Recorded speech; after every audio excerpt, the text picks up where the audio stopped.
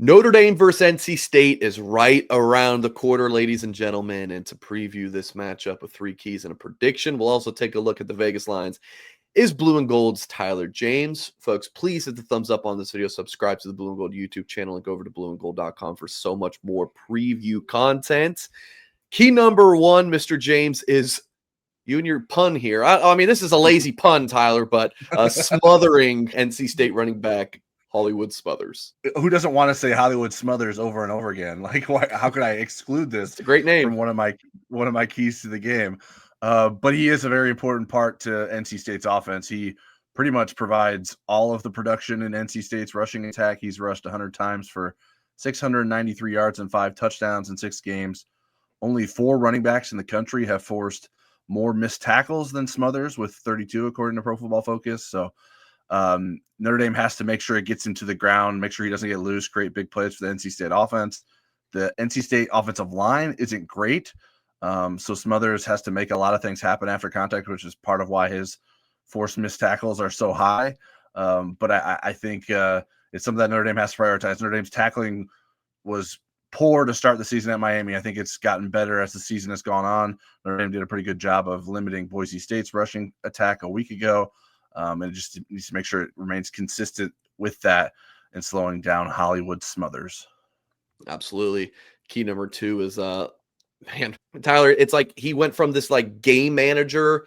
That's what like Mike Denbrock and the staff wanted him against Miami. At least we would think that in his first start on the road against the top 10 teams. And now he's in the discussion as one of the best quarterbacks. Like when you see Heisman odds now, he's plus 2,000, but he's on the list. Like this is just game 6 for him. So yeah, let him cruise. Let the car cruise. You and your puns here. Yeah, gotta show some writer creativity there. Yeah, Carr has like gone from not just one of the best redshirt freshman quarterbacks in the country. Now he's in the conversation of, okay, maybe he's one of the best quarterbacks in the country, or full stop.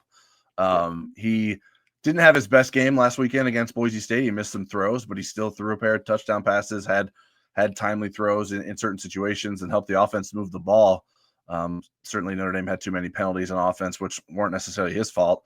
And there's a couple of 4th down conversions that didn't go Notre Dame's way that limited the point total from getting higher than 28. But I think this is another week where CJ Carr can really shine. The NC State defense should allow plenty of opportunities for Notre Dame to be aggressive in the passing game.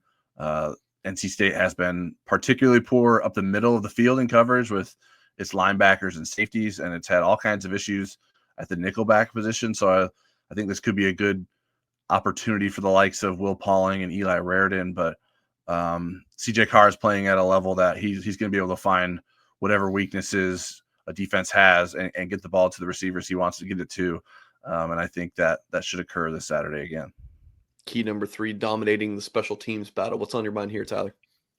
Yeah, I wanted to throw something a little bit different into the keys this week, and that's because NC State does not have particularly good special teams units. They're not good at punting. They're not good at kicking.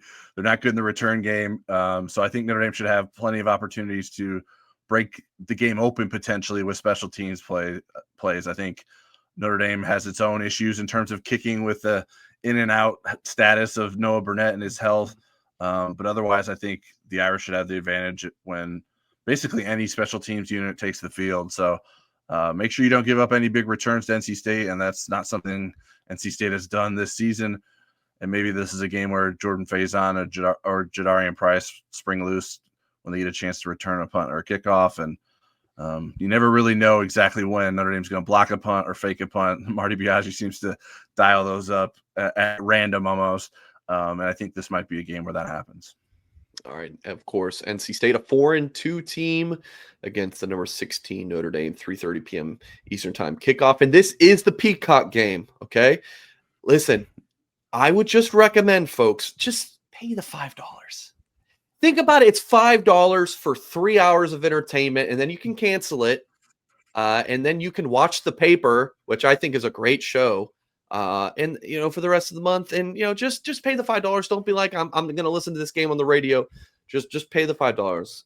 Right? $5. Come on, just or go to the game. But if not, watch it on Peacock. You can't watch it on NBC. What? This is the Peacock game for this year. Take a look at the Vegas lines. This opened up at Notre Dame minus 22.5. Tyler, can actually scroll in a little bit. Over under. Oh, excuse me. Okay, so the line opened at 22.5 for Notre Dame. It has now moved up to 23.5, while the total went from 61.5 down to 59.5. So I thought that was interesting. Jeremiah Love, as he should be, is a heavy favorite to get into the end zone as an anytime score. You see that minus 500. 55% of the bets are on minus 23.5 for Notre Dame. People still leaning the over. 59% of the bets are on over 59.5. And then the money line, 3% of bets. People thinking NC State's going to pull off the upset. Personally, for me, Tyler, I would not touch this spread. If anything, I might go on the over 59.5, but I don't really even like that either. What's your score prediction for this matchup? What do you got? My score prediction is Notre Dame 45, NC State 21. So that would put me both at a cover for Notre Dame and clearing the over pretty significantly.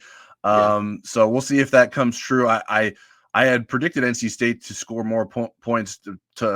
We actually make our predictions in a week in advance, do our magazine schedule, and then we sort of adjust accordingly once it comes to game week. And I took 6 points away from NC State based on the way Notre Dame's defense played last week against Boise State. I think the defense is really starting to click.